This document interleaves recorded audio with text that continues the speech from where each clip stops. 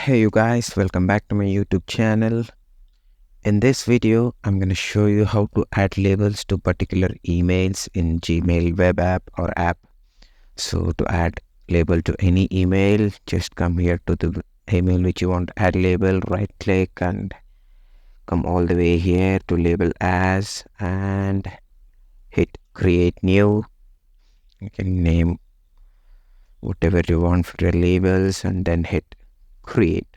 Now you can see the label ads has been created to this particular email, and you can also see that the ads label has been created under the section labels.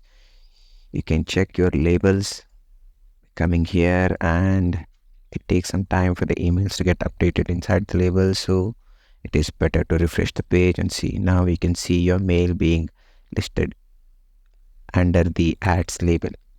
And if I want to add more emails to the particular label which you have created, you just select whatever the emails that you want to add and then just right click, label as and select ads, apply. And now you can see that the emails whatever you have marked are listed under the ads label. Yeah, that's it for this video. Thank you very much for watching and have a nice day.